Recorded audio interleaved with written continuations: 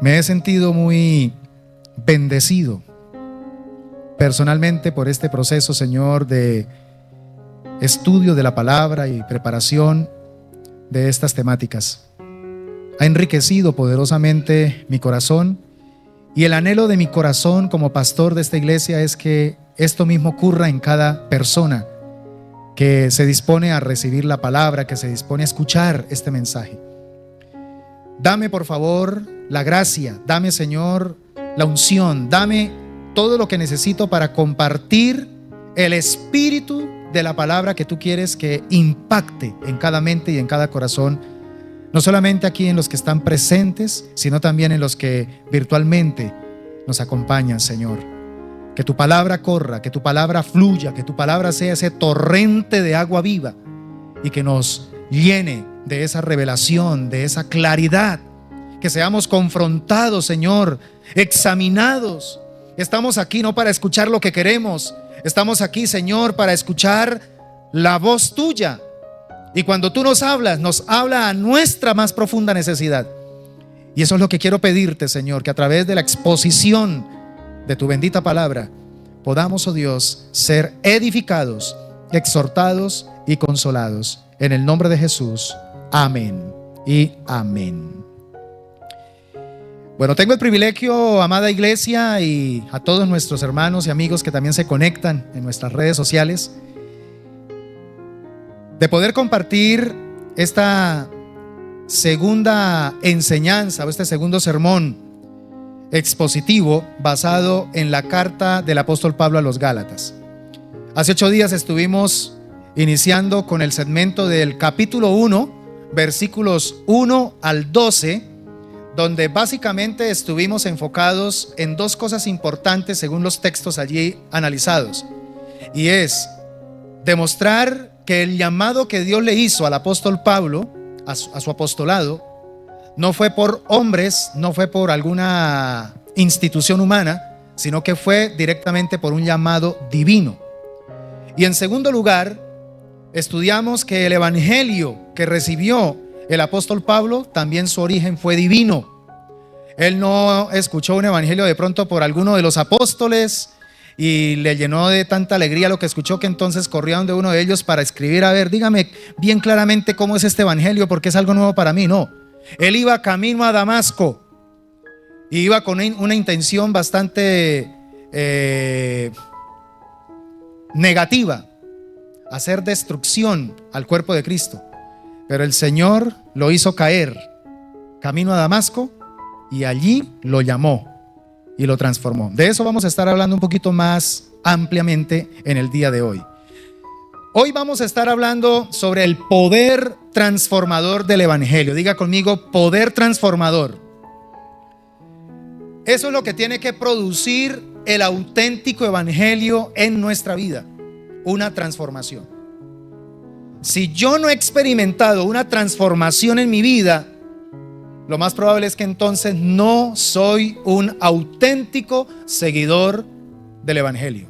Estoy siguiendo por ahí cualquier otra enseñanza o doctrina, pero no exactamente el evangelio. Y por eso vamos a hacer lectura de los versículos 13 al 24 de Gálatas capítulo 1. Vamos a leer estos versículos y por favor siga con atención la lectura, porque vamos a estar precisamente sumergiéndonos en estos textos de la palabra del Señor. Gálatas capítulo 1, 13 al 24 en la Reina Valera 1960 dice: porque ya habéis oído acerca de mi conducta en otro tiempo en el judaísmo, que perseguía sobremanera a la iglesia de Dios y la asolaba. Y en el judaísmo aventajaba a muchos de mis contemporáneos en mi nación, siendo mucho más celoso de las tradiciones de mis padres. Pero cuando agradó a Dios, que me apartó desde el vientre de mi madre y me llamó por su gracia, revelar a su Hijo en mí para que yo le predicase entre los gentiles, no consulté enseguida con carne y sangre, ni subí a Jerusalén a los que eran apóstoles antes que yo, sino que fui a Arabia y volví de nuevo a Damasco. Versículo 18. Después, pasados 3 años, subí a Jerusalén para ver a Pedro y permanecí con él 15 días, pero no vi a ningún otro de los apóstoles sino a Jacobo, el hermano del Señor. En esto que os escribo, he aquí delante de Dios no miento. Después fui a las regiones de Siria y de Cilicia, y no era conocido de vista a las iglesias de Judea que eran en Cristo. Solamente oían decir: aquel que en otro tiempo nos perseguía, ahora predica la fe que en otro tiempo asolaba. Y mire cómo termina el versículo 14. Y glorificaban a Dios en mí. Miren, hermanos, el tema central de este sermón apunta precisamente a entender que Dios transforma radicalmente para cumplir soberanamente sus propósitos. Cuando Dios pone la mira en alguien, es porque no solamente lo quiere rescatar del infierno, es porque el Señor tiene una tarea, una misión, tiene un llamado específico para usarlo en esta vida y también en la venidera. Por eso es maravilloso saber que tú y yo somos seguidores de Cristo. Diga conmigo: Dios me llamó para un propósito. Ahora, me propongo con este sermón reconocer que la gracia de Dios no solo salva, sino que hace 3 cosas: llama, transforma y envía. Eso es lo que me propongo hoy plantearte a través de este sermón. Que cuando la gracia de Dios viene a nosotros, no solamente nos salva, sino que aparte ocurren 3 cosas. Viene el llamamiento, empieza el proceso de transformación y lo más importante, Dios nos envía o nos comisiona. Ahora, tenemos que reconocer que vivimos en un mundo donde lo que prácticamente define quiénes somos es el pasado. Y eso es algo cruel. Como que lo que vivimos es lo que prácticamente define nuestra identidad, y sobre eso es lo que la gente marca su mirada para decidir cómo nos trata. El pasado. Uno encuentra personas, muchas personas, arrastrando heridas de años en su corazón, que también arrastran errores.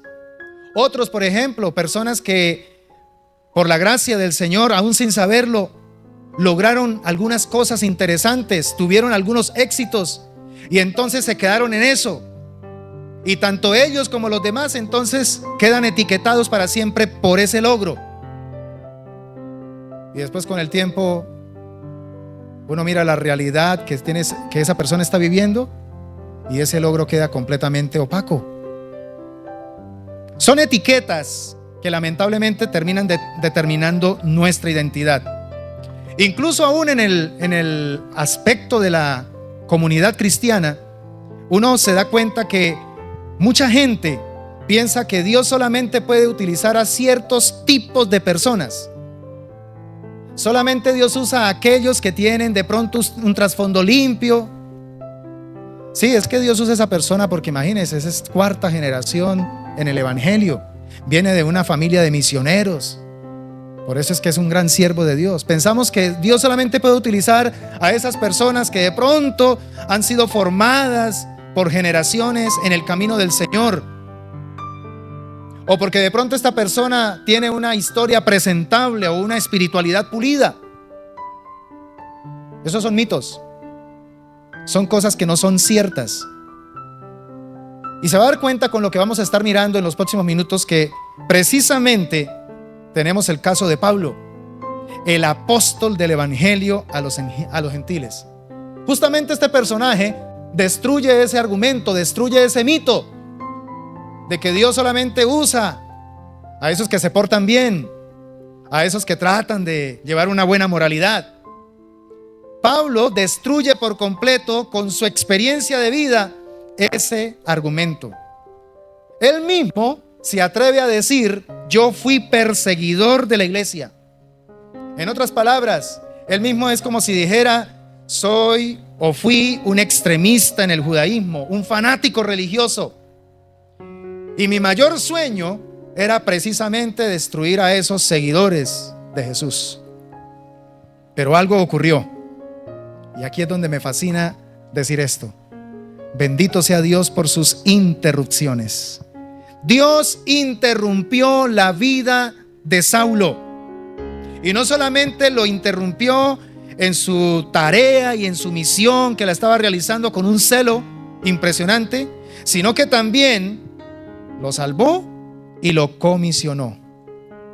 Y lo comisionó no solamente para ser alguien más, sino para usar su misma historia transformada y llevarla como testimonio a las naciones de la tierra. Y decir que cuando alguien es impactado por el poder del evangelio, entonces es impactado por la gracia del Señor. ¿Cuántos dicen amén? ¿Usted cree que el evangelio es gracia? Lo estuvimos mirando, ¿cierto? Ahora, permítanme hacer, por favor, un paréntesis antes de continuar estudiando lo que Pablo dice en estos versículos. Y es que hablando del pasado, otro ejemplo bíblico que nos ayuda a quitar ese argumento de que Dios solamente llama a los que se han portado bien y a los que han tenido una historia presentable. Vemos el caso, por ejemplo, de Moisés. ¿Recuerdan el Moisés, el salvado de las aguas? Este es un ejemplo muy tangible, porque cuando uno, por ejemplo, estudia a Moisés, como que en el consciente colectivo de la iglesia hay una relación, o en el imaginario, llamémoslo así, inmediatamente aparece esa relación con el gran libertador, ¿cierto? El que le entregó la ley al pueblo de Israel, el que habló cara a cara con Dios, el instrumento que Dios utilizó para poder sacar a Israel de la esclavitud de Egipto. Y entonces esa es como la principal relación que nosotros podemos hacer cuando se nos viene a la mente Moisés. Pero escucha, antes de ser pastor de ovejas, antes de ser el líder que de pronto Dios llamó para colocar sobre su pueblo, Moisés fue un fugitivo. A ver, diga conmigo, fugitivo. Lea la historia esta semana, Éxodo capítulo 2. Allí se nos cuenta que en un acto impulsivo, en un acto que él no premeditó, sino que fue por la situación que se dio en el momento, terminó matando a un egipcio y lo enterró en la arena. Lo que no contaba Moisés es que las arenas las va corriendo el viento. Y no sé qué sucedió o cómo sucedió, pero lo que él había escondido debajo de las arenas se encargaron de sacarlo a la luz.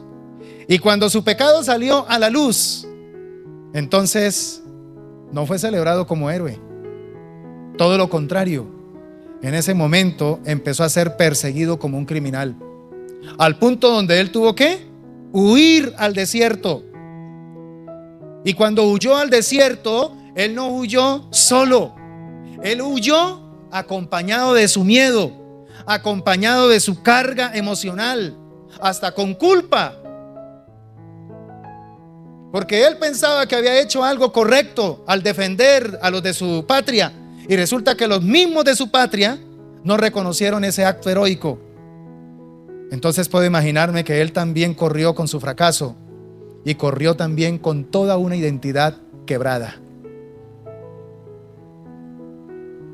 Había nacido en un pueblo, en unas raíces israelitas, pero fue criado bajo las costumbres egipcias y ahora tenía que salir huyendo de sus raíces a una tierra desconocida, Madián. Esto generaba una crisis de identidad bastante fuerte. Y entonces durante 40 años dice la Biblia que Moisés vivió en Madián como pastor, cuidando ovejas ajenas. ¿Las ovejas de quién? De su suegro. Ahora uno mira ese cuadro y humanamente hablando uno dice, bueno, hasta aquí fue la vida de Moisés. Eso fue todo. Apaguemos y vámonos. Pero mire lo lindo de Dios. Mire las interrupciones de Dios. Esto es una enseñanza para nosotros. Cuando pensamos que ya hasta aquí llegamos, ya no hay nada más que hacer. Hasta aquí nos trajo este fracaso. Ahí es donde entonces Dios interviene. Ahí es donde entonces Dios coloca sus ojos sobre un homicida. Y uno dice, bueno, los ojos de Dios sobre un homicida, esto no encaja. ¿Cómo es posible que Dios se va a fijar en un hombre con un pasado oscuro? En un hombre que prácticamente tuvo que salir huyendo porque quiso hacer algo, de pronto con buena intención, pero le salió mal. Al menos, hermanos, en la lógica humana esto no cabe. Dios fijándose en un homicida. Pero en Éxodo capítulo 3, usted puede leer el siguiente capítulo, 2 y luego el 3. Aquí vemos cómo Dios irrumpe en su rutina a través de una zarza ardiente. Aquí comienza una nueva historia para este fugitivo. Y lo más impactante no es que Dios lo llame, sino que lo más impactante es que Dios prácticamente no se enfoca en su pasado, sino en lo que va a hacer con él en el futuro. Dios no le saca a relucir para nada el error que cometió en el pasado. Simplemente lo llama desde la zarza y le dice: prepárate porque te voy a enviar. Ni siquiera Dios le dice: Moisés, como para de pronto animarlo, olvida tu pasado. No, él no le tocó nada del pasado. Dios simplemente le dice a Moisés: estaré contigo. Hermanos, yo pienso que el pasado de Moisés no fue un obstáculo para Dios. Y esto es lo que me impacta de Dios, que justamente nuestro pasado no es un obstáculo para Dios, es todo lo contrario. El pasado se convierte en el terreno donde la gracia de Dios se manifiesta con mayor claridad para nosotros. Es desde nuestro fracaso, es desde nuestro error, es desde nuestro miedo, es desde nuestro desacierto donde el Señor quiere trabajar.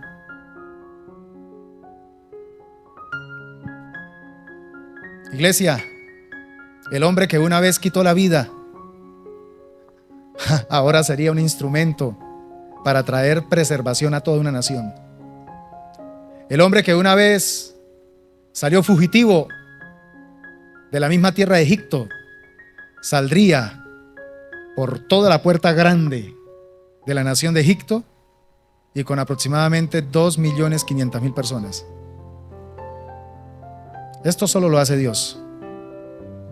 El fugitivo ahora se convierte en libertador. Entonces, hermanos, así como Moisés no fue escogido por su historial, un historial limpio, ¿cierto?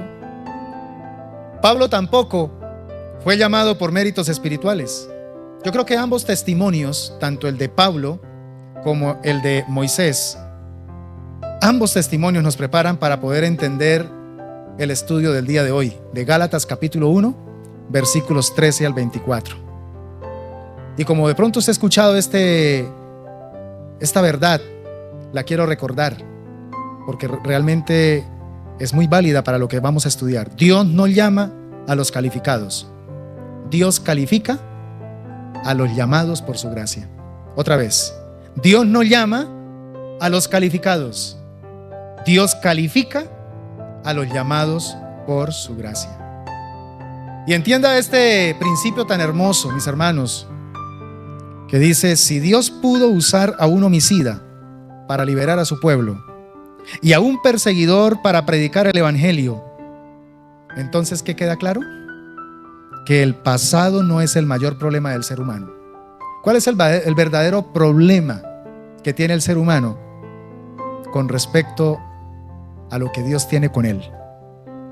El verdadero problema es cuando se resiste a la gracia de Dios.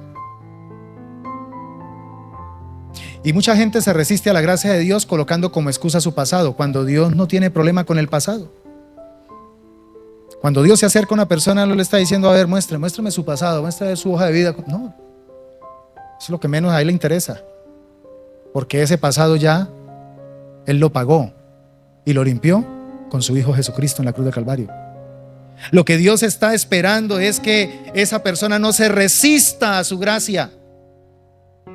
aquel que no se resiste a su gracia puede llegar a convertirse en un poderoso testimonio y un poderoso instrumento, como lo hizo con Moisés y como lo hizo también con el apóstol Pablo. Ahora, permítanme por favor generar un poquito de contexto bíblico. Hemos estado desde el domingo pasado iniciando nuestro estudio en la carta a los Gálatas, y es importante que usted sepa que el escritor de esta carta fue el apóstol Pablo, ¿sí? Y él escribe esta carta para enviarla no a una comunidad, sino a varias iglesias en esa región de Galacia. Galacia es una región que queda en el Asia Menor, lo que se conoce actualmente hoy como Turquía, ¿sí? Ahí estaban ubicadas esas iglesias de Galacia. Y esa carta fue escrita alrededor de los años 48 y 50 después de Cristo. Quiere decir que más o menos casi casi 20 añitos después de que Jesucristo ascendió, ¿sí? Casi 20 añitos después. Hay un propósito muy definido en esta carta y por eso esta es una de las cartas que no les gusta estudiar casi a los judaizantes, a los que les gusta judaizar el evangelio. Porque el propósito abierto, claro, escueto de Pablo en esta carta es defender el evangelio de la gracia. ¿Y defenderlo de quién?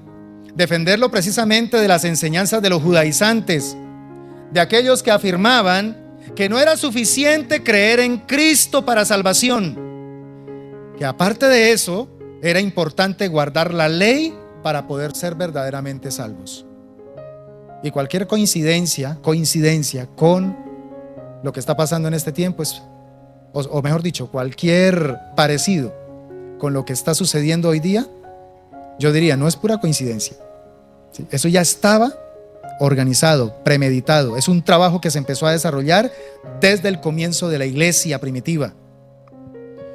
En el capítulo 1, Pablo no solamente defiende su mensaje, Pablo también defiende su autoridad como apóstol. Y él va a empezar a explicar que ni su ministerio, que ni su evangelio tienen origen humano. Y entonces él claramente dice, mira, tanto mi llamado como el mensaje que porto, que predico, vienen directamente de Cristo. Cristo es el centro de todo el predicamento que Pablo está dando específicamente en la carta a los Gálatas. Y por eso en los versículos 13 al 24, allí el apóstol comienza presentando su testimonio personal, no para enorgullecerse, no para que lo conozcan a él, sino todo lo contrario, para mostrar su propia vida como evidencia de la obra soberana de Dios. Yo pregunto en esta mañana, ¿su vida es una obra de la evidencia soberana de Dios? ¿Sí o no? ¿Su vida es una obra que refleja que Dios actuó soberanamente sobre su vida para convertirlo hoy día en un instrumento para gloria de su nombre?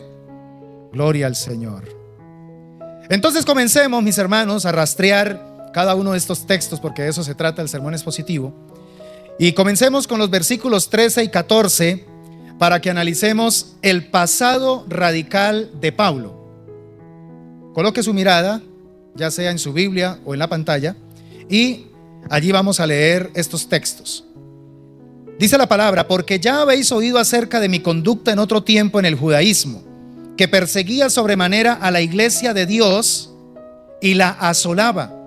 Y en el judaísmo aventajaba a muchos de mis contemporáneos en mi nación, siendo mucho más celoso de las tradiciones de mis padres. Encontramos un cambio radical, ¿cierto? En el apóstol Pablo. De perseguidor, ¿a qué? A perseguido. Ahí ya comenzamos a ver cómo empieza a manifestarse la obra de Dios en nosotros. Sobre todo cuando hemos vivido una vida llena de orgullo, de prepotencia, donde todos me rinden cuentas a mí, todo gira en torno a mí.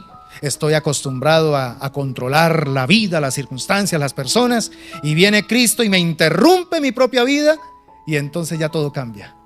Y empieza Dios a exponerme a personas, a circunstancias, a situaciones donde me siento humillado, porque es exactamente ahora lo que antes yo hacía con otros y ahora lo hacen conmigo. Eso forma parte del trato de Dios. Y ahí es donde empieza Dios a formar y transformar nuestro carácter. Y ahí es donde tenemos que ser sabios. Cuando nos vemos en ese cambio, es fundamental la humildad. Porque terrible que a pesar de que Dios interviene y me coloca en ese escenario de ya no ser el perseguidor sino el perseguido, me hago la víctima y empiezo entonces a cuestionar a todos y a echarle la culpa a todos. Y no entiendo que justamente Dios está permitiendo eso es para tratar conmigo. Y que usa a los demás, aún a los que yo no quiero que sean instrumentos, los está usando para transformarme. Pablo decía: ya habéis oído acerca de mi conducta en otro tiempo, en el judaísmo, que perseguía sobremanera a la iglesia de Dios y la asolaba. Yo encuentro aquí una honestidad brutal en la vida de Pablo. Él no minimiza su pasado, él no le pone maquillaje, lo muestra tal cual fue. Ahora, les voy a mostrar desde el griego, porque por eso es importante estudiar de manera expositiva la palabra, para poder entender algunos conceptos y dimensionar la fuerza de algunas palabras para crear obviamente un sentido más correcto de lo que se está allí hablando. Él no minimiza su pasado, al contrario, ¿qué es lo que está haciendo Pablo? Él está reconociendo con claridad qué era lo que él hacía y quién era. Abiertamente él decía: yo era un enemigo acérrimo del evangelio. Por ejemplo, la expresión perseguía sobremanera en el griego es la palabra dioko. Y esta palabra es interesante porque en su significado indica un esfuerzo violento, un esfuerzo constante. Otra idea que arroja esta palabra es como el cazador que va detrás de ¿qué? De su presa. Imagínense entonces, imagínense a este perseguidor. El calificativo que le da a este verbo de perseguir es sobremanera. O sea, él esta persecución la hacía con un esfuerzo violento.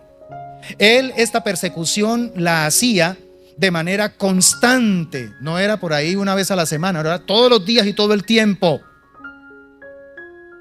Y tenía la tenacidad del cazador cuando tiene a su presa para poder cazarla. Otra palabra interesante que encontramos aquí para describir el cambio radical que tuvo Pablo es que él asolaba. En griego esta palabra, que es porteo, significa literalmente devastar, destruir. Este es un término que se utiliza para las guerras, ¿sí? Y sobre todo para las guerras antiguas, que se caracterizaban precisamente por incendiar las aldeas, que se caracterizaba por saquear las casas y de paso pues ir clavando espadas no solamente a hombres, sino también a mujeres embarazadas, a niños. A eso se está refiriendo la palabra asolaba. Lo que indica entonces que lo que había en la mente de Pablo cuando recibía las cartas de los principales de la sinagoga, ¿sí? Lo que recibía era el derecho legal para ir y destruir la iglesia del Señor. La iglesia del Señor. Estamos hablando de un nivel de fanatismo no normal. Era un nivel de fanatismo que tampoco no era ignorancia simple. Era más bien un celo sin conocimiento. Mira lo que describe Filipenses capítulo 3 versículo 6. Filipenses 3:6 dice: en cuanto a celo, perseguidor de la iglesia, en cuanto a la justicia que es en la ley, irreprensible. Pablo está hablando aquí entonces de un celo, pero era un celo sin conocimiento, y eso es muy peligroso, porque el celo religioso, cuando no está guiado por la verdad, mis hermanos, se convierte en uno de los instrumentos más peligrosos. La historia lo ha demostrado, ¿sí? El fanatismo religioso sin conocimiento de la verdad, qué cosa tan bárbara. Por eso él dice: y en el judaísmo aventajaba a muchos de mis contemporáneos en mi nación, siendo mucho más celoso de las tradiciones de mis padres. O sea, estamos hablando no de un simple simpatizante del judaísmo, estamos hablando nada más ni nada menos que del verdadero representante del judaísmo, el mejor representante. Yo creo que era el consentido del sumo sacerdote y el consentido de la guardia del templo. Ahora, hay algo interesante, y es que este tipo era muy respetable en el marco del judaísmo porque tenía logros religiosos, tenía un prestigio. Ahora, aparte, él salió egresado de la mejor escuela teológica de la época, de Gamaliel, ¿sí? Entonces, entre los suyos, todos podían decir: este tipo tiene una carrera prometedora, ¿sí? Este tipo es el tipo que va a hacer que el judaísmo no solamente resurja, sino que también empiece a impactar a muchas culturas. Pintaba para eso. Pero escúcheme, vamos a Filipenses 3:8. Esto es lo que hace Dios cuando interviene con el poder de su evangelio, de la gracia. Filipenses 3:8: y ciertamente aún estimo todas las cosas como pérdida por la excelencia del conocimiento de Cristo, mi Señor, por amor del cual lo he perdido todo y lo tengo por basura para ganar a Cristo. Esto es impactante también porque, a pesar de esa carrera tan prometedora, en el momento que Cristo se atraviesa en el camino de este fanático, la cosa cambia. Y ahora todo eso que él valoraba y que los demás le valoraban a él, lo describe como simplemente escubalón, que es la palabra que está utilizando aquí en griego, escubalón, que literalmente significa en nuestro idioma, me disculpan la expresión, estiércol, ¿sí? Esa es la palabra que utilizó, escubalón, estiércol. Se puso a comparar todo eso que él había logrado y la gloria que de pronto proyectaba frente a los demás, y cuando fue puesto frente al conocimiento revelado de Cristo, él dijo: no, esto es puro estiércol. No hay nada como el conocimiento de mi Cristo, mi Señor. Ahí lo dice en Filipenses 3:8, mi Señor. Porque es que ese es el verdadero efecto del evangelio. Una persona puede decir que verdaderamente es cristiana o es evangélica. ¿Por qué? Porque ha reconocido el señorío total de Cristo en su vida. Ese cristianismo hoy de moda, donde dice yo soy cristiano, pero su estilo de vida demuestra completa insubordinación a la palabra de Dios, eso no es cristianismo, ¿sí? El verdadero cristianismo, el verdadero creyente en el Señor, es el que reconoce el señorío de Cristo en su vida. Y aquí podríamos hacer una aplicación pastoral, donde podríamos decir que quizá hoy algunos valoran su trayectoria religiosa, pero no han tenido un verdadero encuentro con Cristo. Hay gente que se vanagloria porque no, yo tengo tantos años en el evangelio, ¿sí? Algunos dicen: yo ayudé a fundar tal iglesia. Pero la pregunta es, ¿su valoración está por lo que usted ha hecho, por lo que usted ha logrado, o realmente por su conocimiento revelado de Cristo? ¿Has tenido un verdadero encuentro con Cristo? Ahora, otros se sienten inútiles por su pasado pecaminoso. Yo creo que ambos casos deben entender algo muy importante, y es que Dios no escoge por antecedentes, Dios escoge por gracia. Tú y yo estamos hoy militando en la gracia del Señor, no por nuestros logros, o no porque de pronto el Señor nos vio que estábamos tan mal, que dijo voy a sacarlo por pura misericordia. Ni siquiera por eso. Estamos aquí, es precisamente por la gracia del Señor.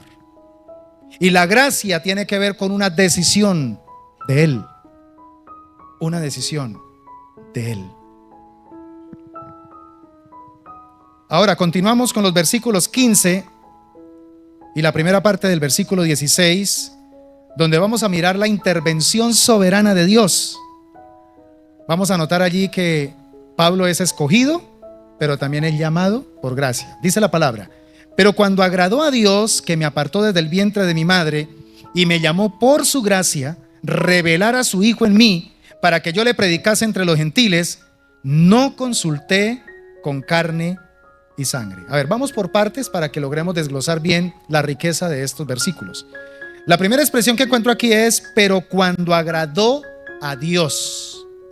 Yo creo que este es uno de los peros más maravillosos, más gloriosos que encontramos en la Biblia. ¿Por qué? Porque según el mismo testimonio de Pablo, él no cambió porque tuvo un remordimiento moral. Pablo cambió fue porque Dios intervino soberanamente en él. Intervino soberanamente en su vida. Y en esa intervención soberana, escúchame esto, mi hermano, y ojalá tome nota de esto. En esa intervención soberana, Pablo describe 3 verdades que son fundamentales también para nosotros entender nuestro llamado, nuestra conversión. Lo primero que entendemos aquí a la luz de Pablo es la elección eterna de Dios. Diga conmigo: elección eterna de Dios. Cuando Pablo dice que me apartó desde el vientre de mi madre. El hecho de que usted llegara al evangelio a los 40, a los 50 años, no significa fue que tal vez Dios llegó tarde a su vida. No. Desde antes de la fundación del mundo,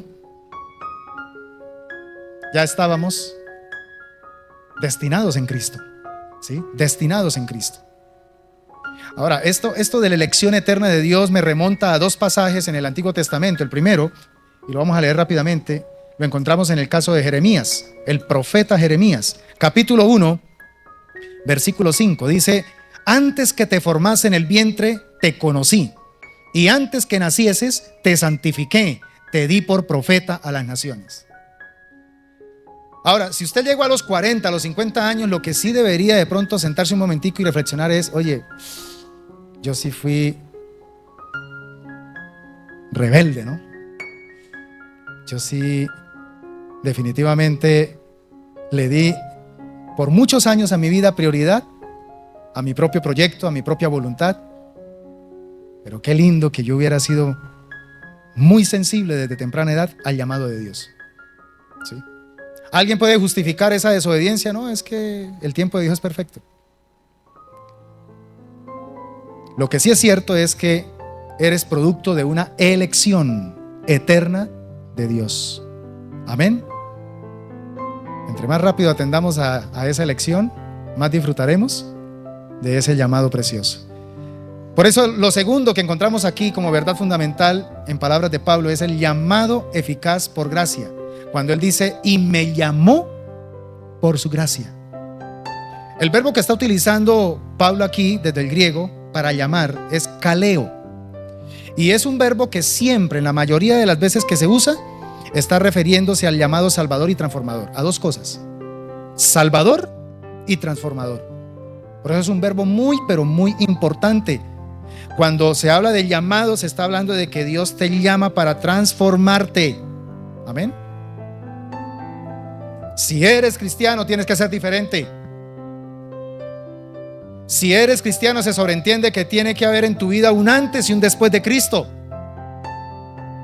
Tiene que haber una transformación, tiene que haber un cambio en tu manera de hablar, en tu manera de pensar, en tu manera de relacionarte. Si no lo ha habido, aunque asistas a una iglesia, aunque leas la Biblia, algo está pasando con respecto al llamado. Hay que revisar eso.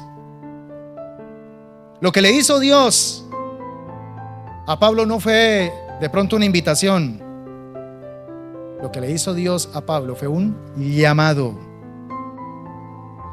Fue tan transformador ese llamado que dice la Biblia que cayó al piso. No sabemos si él iba de pronto en caballo, en camello, o de pronto iba caminando, no se sabe, pero dice la Biblia que cayó al piso, ¿sí? Camino a Damasco. Ese acto de caer al piso está mostrando precisamente un efecto del llamado que va a producir luego ¿qué? Una transformación en su ser. Fue la gracia la que lo interrumpió. Lea por favor en casa Hechos capítulo 9. Ahí está descrito ese episodio muy hermoso. Entonces, ¿qué hizo Dios? Lo interrumpió, lo derribó, lo convenció y lo salvó. Ese es el llamado eficaz por gracia. Y otro elemento importante, otra verdad fundamental que encontramos aquí es la revelación de Cristo en su interior. Por eso Pablo dice, revelar a su Hijo en mí. Mira qué glorioso. Revelar a su Hijo en mí. El verdadero evangelio no es simplemente llenarme de conocimientos y data o información acerca de una historia tan bonita, ¿sí? Y que se vuelve a veces hasta tierna, romántica, y que Hollywood se ha encargado también de mostrar eso. Mis hermanos, el verdadero evangelio es una revelación espiritual interna. A ver, diga otra vez esto conmigo. Es una revelación espiritual interna. Tan poderoso es el evangelio. Sígame la corriente, por favor, en el pensamiento que te entrego. Tan poderoso es el evangelio que transforma nuestra identidad y transforma nuestra dirección de vida.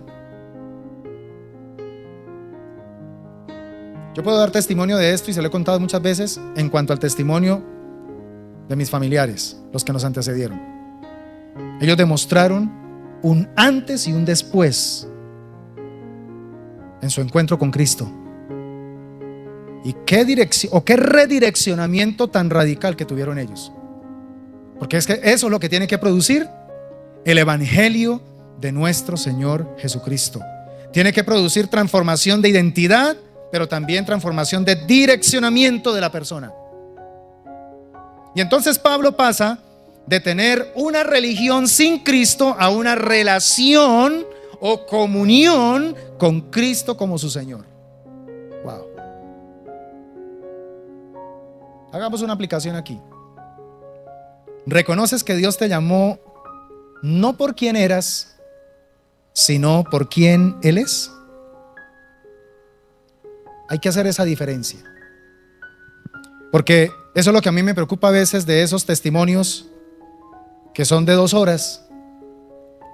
Y el 90% del tiempo el testimonio se enfoca en lo que era esa persona y cuántos mató y cuánto se drogó y con cuántos demonios durmió.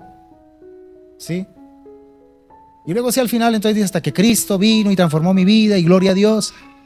Y entonces sus prédicas se caracterizan por yo, es que yo, y es que tengo el poder y yo. Y Cristo no aparece en escena. Cristo no aparece en escena. Porque entonces centramos el llamado que Dios nos hace, lo centramos en nosotros. Lo enfocamos en quiénes éramos. Hermanos, el verdadero enfoque del evangelio está dado en quién es Dios. Dígame a eso, por favor. Te pregunto, ¿has experimentado esa revelación profunda de Cristo en tu vida? ¿O hay áreas todavía donde honestamente tú dices, pues la verdad, pastor, yo sigo batallando con esta área aún después de que me convertí a Cristo? Sigo en lo mismo, sigo batallando con eso. Eso hay que mirarlo, eso hay que analizarlo, mis hermanos, y no estoy juzgando a nadie. Pero el problema es que a veces nos acostumbramos a que, bueno, ahí estoy en la lucha, ahí sigo en lo mismo, pero no me esfuerzo por rendir y doblegar completamente al señorío de Cristo esa área. Se sobreentiende que ahora en Cristo ya no vivo yo. Ahora Cristo debe vivir en mí. Pero hoy día hay un evangelio de justificación. Para todo error que cometo estoy justificando mi humanidad. Estamos más vivos que nunca. Y por eso el poder del evangelio, que es Cristo en nosotros, no opera. ¿Queremos ver una transformación real en nosotros? ¿Queremos ver un cambio de direccionamiento en cuanto a los pasos que damos en la vida diaria? Cristo tiene que ser verdaderamente el que viva en nosotros y no nosotros. Nosotros tenemos que salir de la escena. Pero eso no gusta. Eso no gusta porque la idea es ser el protagonista. Hermanos, Dios no solo salva para mejorar tu vida, se lo dije hace 8 días. Si estamos utilizando un evangelio con la mentalidad de que el evangelio vino para mejorarme la vida, eso es autoayuda, eso es positivismo, eso es humanismo, antropocentrismo, bueno, llámelo de las maneras que quiera.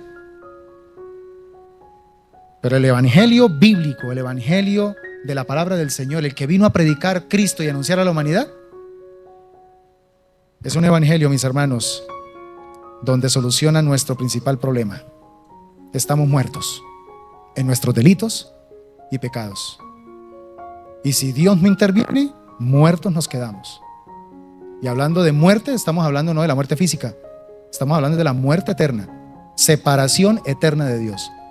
Si Cristo no interviene con su bendito evangelio que tiene el poder de generar resurrección de vida en nosotros, pues nosotros continuaremos muertos. Así todavía estemos vivos físicamente, continuaremos muertos y nos iremos de esta tierra muertos, y así estaremos para siempre por los siglos de los siglos. Por eso el evangelio es tan necesario, pero también tan poderoso. El evangelio es poder de Dios para salvación a todo aquel que cree. Ahora, continuemos con la segunda parte del versículo 16 y el versículo 17. Allí vamos a mirar una comisión divina, no una humana, sino una comisión divina. Dice el apóstol Pablo: revelar a su Hijo en mí para que yo le predicase entre los gentiles. No consulté enseguida con carne y sangre, ni subí a Jerusalén a los que eran apóstoles antes que yo, sino que fui a Arabia y volví de nuevo a Damasco. Paremos un poquito en la expresión para que yo le predicase entre los gentiles. Aquí hay algo supremamente importante que nosotros tenemos que entender, mis amados hermanos. Y es que el propósito, ojo con esto, el propósito de la conversión es la misión. Otra vez, el propósito de la conversión, ¿qué es? La misión. Dios no solamente rescató a Pablo, sino que también lo comisionó. Dios no solamente te sacó de esa vida en la que si siguieras ahí ya estuvieras muerto físicamente. Él te rescató no solamente del infierno, sino que te llamó para cumplir un propósito, una comisión, una tarea. ¿Recuerda lo que le dijo Cristo a los discípulos antes de ser levantado allí en el monte de Betania? ¿Qué les dijo? Por tanto, id y haced discípulos de todas las naciones. Esa misión la tenemos todos, mis hermanos. Y por eso en el sentido correcto del verbo que se utiliza ahí, id por todo el mundo, es mientras van por el mundo. Ese es el sentido correcto. Mientras van por el mundo, prediquen el evangelio. Esa es la misión que tenemos nosotros al sabernos hoy, por la gracia de Cristo, salvos. Si usted se siente, o más que sentir, no tanto sentir, sino si usted tiene la certeza de la salvación en Cristo Jesús, recuerde que tiene una misión. No la posponga, no le huya, porque sobre esa misión seremos recompensados. Amén, iglesia. Somos recompensados o también sufriremos pérdida. Otra cosa importante, mis amados hermanos, es que uno encuentra aquí una ironía de la gracia. A un fariseo nacionalista como Pablo, Dios lo envía justamente a los pueblos no judíos. El que era un acérrimo judío, ahora el Señor le interrumpe su dirección de vida, su proyecto personal de vida, y le dice: mire, usted ya no se tiene que estar juntando allá con los suyos. Yo lo necesito es para que lleve el evangelio a toda esa gente diferente a los judíos, a los gentiles. Y entonces Pablo, frente a esa comisión, él no busca validación humana. Esto es algo impactante. Él lo que sencillamente hace es obedecer, ¿cierto? A los poquitos días él intenta juntarse con otros creyentes y resulta que le va mal, porque lo quieren matar. Gracias a Dios que habían unos hermanitos de una fe increíble, porque se necesita fe para eso, para ayudar a este tipo que hace unos días estaba matando a los de los nuestros, y ahora entonces le vamos a salvar la vida porque lo quieren ahora matar a él los mismos cristianos. Y gloria a Dios de esos que creyeron y lo ayudaron a bajar por un canasto para que se escapara. Y de ahí tiene que correr y dura más o menos unos 14 años. Yo les hablaba hace 8 días de que Pablo no era un neófito. Cuando empezó a hablar del evangelio, cuando empezó a pregonar el evangelio del Señor, no era un neófito, un recién convertido. Tenía un proceso. Unos 14 años, él cuenta más adelante en la misma carta, lo va a decir. 14 años estuvo por allá en el desierto, en Arabia. Y fue un tiempo donde Dios también trató muchas cosas en él, para después, mire, convertirse en un instrumento poderosísimo. Estamos en un mundo donde de pronto lo que se busca constantemente es la aprobación humana. Y hoy esa es una de las enfermedades más fuertes. Todo el tiempo estamos sedientos de aprobación. Yo les comentaba a ustedes que los pastores estamos luchando terriblemente con ese problema, ¿sí? Y no nos están ayudando mucho las redes sociales. Pastores que se la pasan horas enteras scrolleando para poder mirar a ver qué está haciendo el otro y a ver qué copia, qué no copia. En algunas cosas se siente feliz porque al otro le fue mal. En otras se siente triste porque a él le fue bien. Y todo el tiempo comparándose y con esa lucha, porque está buscando de mirar a ver qué me puede validar, qué me puede hacer sentir que realmente sí estoy en el llamado. Buscando en las autoridades eclesiásticas, buscando de pronto en el mismo desarrollo de su propio ministerio, validación. Y se le olvida que el principal validador de su llamado es ¿quién? Pues el que lo llamó, Dios, Jesucristo. Pero Pablo claramente nos enseña que su autoridad y su mensaje venían directamente del Cristo resucitado. Ni siquiera de los apóstoles, sino directamente ¿de quién? De Cristo, el que se le atravesó camino a Damasco.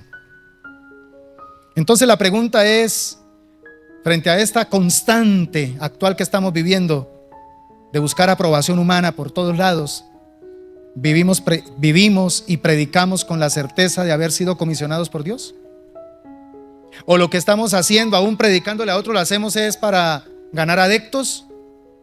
¿Para que me vean? ¿Para mostrar en las redes lo que hacemos? Hermanos, la autoridad espiritual no nace de un cargo. La autoridad espiritual nace del llamado que Dios nos ha hecho. Y por eso, mis hermanos, los últimos versículos 18 al 24, allí encontramos una transformación pública en la vida de Pablo, que termina cumpliendo el máximo propósito de todo lo que vivimos o experimentamos quienes somos seguidores de Cristo: glorificar a Dios. Dice el versículo 18 en adelante: después, pasados 3 años, subí a Jerusalén para ver a Pedro y permanecí con él 15 días. Pero no vi a ningún otro de los apóstoles, sino a Jacobo, el hermano del Señor. En esto que os escribo, he aquí delante de Dios que no miento. Después fui a las regiones de Siria y de Cilicia, y no era conocido de vista a las iglesias de Judea que eran en Cristo. Solamente oían decir: aquel que en otro tiempo nos perseguía, ahora predica la fe que en otro tiempo asolaba. Y glorificaban a Dios en mí. Ojo con esta expresión: aquel que en otro tiempo nos perseguía, ahora predica la fe. El poder transformador del evangelio. Si lo hizo con Pablo, ¿será que lo puede hacer con nosotros? Gracias por su entusiasmo, hermano. Si lo hizo con Pablo, ¿lo puede hacer conmigo? ¿Lo puede hacer contigo? Mire, después de algunos años, Pablo decide entonces ir a Jerusalén. Y uno, cuando mira allí los registros, especialmente del libro de los Hechos, uno nota que los líderes como que le tenían como su temor, como su quisquilleo, ¿cierto? ¿Cómo creer que alguien tan peligroso ahora es predicador? Pero de eso justamente es que se trata el evangelio. De entender que Dios y solo Dios es el que puede hacer un cambio real y transformador en un ser humano. Hoy estamos cambiando el poder transformador del evangelio en un corazón humano por terapias, por psicología, ¿sí? Por tantas cosas que de pronto estamos utilizándolas como herramientas que terminan reemplazando lo que es el verdadero evangelio. Tenemos que volver a esa época, mis hermanos, donde verdaderamente seamos capaces de creer que Dios puede cambiar a un homosexual. ¿Sí o no? Que Dios puede liberar a un drogadicto. Pero tenemos que ser capaces de creer que Dios puede también liberar a un mentiroso, a un chismoso, porque están por lo mismo.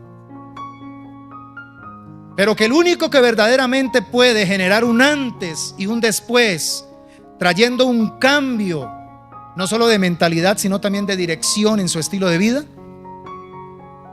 es el poder del evangelio.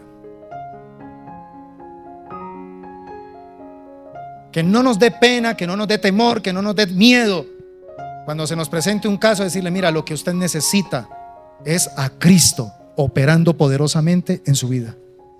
Es el único que verdaderamente puede cambiarle su vida, puede cambiarle completamente su manera de pensar. Pero claro, al diablo no le gusta eso. Entonces por eso hoy la tendencia es a presentar un mensaje o un evangelio que no incomode, que no confronte con el pecado, ¿sí? Esto que llaman terapias de conversión. Y se le tiene pánico a eso. Mis hermanos, no perdamos el norte. El evangelio es poder de Dios para salvación. Y si hay todavía alguna área en su vida donde usted no ha experimentado ese poder transformador, ríndale completamente esa área al Señor. Muera completamente esa área y dígale: Señor, quiero morir completamente al chisme, quiero morir completamente a estar calumniando, quiero morir completamente de pronto a esa tendencia de mirar cosas que no debo mirar, de hablar o decir cosas que no debo decir. Rinda completamente eso delante del Señor. Y te aseguro que el poder transformador del evangelio se va a manifestar. ¿Cuál va a ser el resultado entonces de eso, mis hermanos? Dice Pablo: y glorificaban a Dios en mí. Este es el resultado final de toda vida transformada. No la admiración del hombre. Uy, no, mira todo lo que ese hombre era y mire ahora cómo es. No, mis hermanos, el propósito es que cuando la gente nos mire a nosotros, glorifiquen al Señor, ¿sí? Y diga: cuán maravilloso es el Señor Jesucristo. Mire, si lo pudo hacer con esta persona, lo puede hacer también conmigo, ¿sí? De eso se trata. Por eso te pregunto, mi amado hermano y hermana, ¿nuestra vida es un testimonio que lleva a otros a decir: solo Dios pudo hacer eso? Sí, lo puede decir. La gente que lo conoce a usted dice: oye, definitivamente desde que usted empezó a ir a esa iglesia. Ellos pueden relacionar eso con ir a la iglesia. O desde el momento en que usted empezó a hablar por allá de Cristo, nosotros sí hemos notado un cambio. O sea, definitivamente sí, como que es cierto eso que usted tanto habla.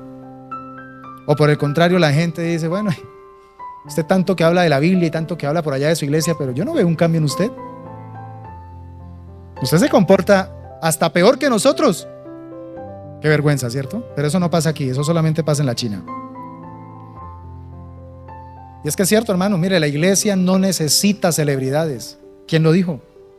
La iglesia no necesita celebridades, y menos espirituales. La iglesia lo que necesita es vidas que glorifiquen a Dios por su transformación. Y amarras el cinturón para terminar con estos principios que quiero que por favor usted los tenga claros con respecto a este segmento que estudiamos hoy. Lo primero que usted tiene que tener claro es que Dios escoge soberanamente a quienes quiere usar. Así que si a usted no le gusta tal persona, cómo Dios la usa, pues el problema es con Dios, porque es Dios quien decidió escogerlo y usarlo. Entonces su elección es anterior a nuestras obras y posterior a nuestra resistencia. Dios es el que escoge soberanamente a quien quiere usar. Y si te escogió a ti, siéntase privilegiado, siéntase bendecido, pero también siéntase temeroso. Temeroso en el sentido de ¿qué? De que hay una responsabilidad de cumplir ese llamado. Segundo, la gracia no solo perdona, la gracia llama, transforma y envía. Téngalo presente. No solo perdona, no nos quedemos solamente, ay, sí, qué rico, Dios me amó, el Señor me perdonó, pero ya, hasta ahí llegué. No. Él te perdonó para llamarte, transformarte y enviarte. Porque lo que hemos aprendido, la verdadera conversión nos lleva a una comisión. Si yo digo que estoy convertido, pero no cumplo con mi tarea de hacer discípulos, no estoy obedeciendo a Dios. Tercero, la autoridad del mensajero viene del que lo envía, no de su historial. Hoy es muy fácil estar criticando a las personas. Todos los predicadores cometemos errores. Todos. Pero lamentablemente, por esto de las redes sociales, a algunos les encanta tomar fragmenticos de algún desacierto y con eso ya mostrarlo como un hereje, ¿sí? Y destruir prácticamente el ministerio de esa persona. Dios nos guarde, ¿sí? Dios nos guarde. Porque son instrumentos del Señor. Todo instrumento del Señor comete errores, porque es un vaso. Es un vaso. Que se encargue Dios de juzgar a ese vaso. De hecho, Él lo hace, ¿sí? Pero ¿quiénes somos nosotros para juzgar? A otro vaso, ¿sí? Cuando me pongo a juzgar a otro, la Biblia dice que entonces yo también voy a ser juzgado. Y la medida con la que voy a ser juzgado va a ser apretada, remecida, rebosante, y me la van a entregar sobre mi regazo. A eso es que se está refiriendo ese versículo. No va a pedir plata, sino a juzgar. Lea el contexto en Lucas. Cuarto, el testimonio más poderoso es una vida que glorifica a Dios por su transformación. Eso es lo que verdaderamente necesitamos hoy día. Vidas transformadas. Vidas transformadas. Quiero que por favor cierre sus ojitos un momento y piense en esto. ¿Estás consciente de que Dios puede usar incluso tu historia más oscura para manifestar su gracia? Y si eres consciente de que Dios puede usar esa historia más oscura de tu vida, pues entonces el llamado de Dios es hoy para ti, para que ya no te quedes anclado en ese pasado oscuro. Sal de ese pasado oscuro, porque es justamente lo que Dios va a utilizar como herramienta para ser instrumento de bendición para otros. Lo hizo con Moisés, lo hizo con Pablo y lo puede hacer también contigo. ¿Estás viviendo con una identidad basada en el Evangelio o en tu pasado? ¿Las conductas de tu fe se basan en tu pasado o se basan en la verdad del Evangelio? Eso hay que analizarlo. ¿Reconoces el llamado de Dios no solo a ser salvo, sino también a ser comisionado, a ser enviado? ¿Estás cumpliendo con tu tarea mientras vas por el mundo de hablar la palabra de Dios a otros? ¿Tu vida está apuntando a la gloria de Dios o a tu reputación personal?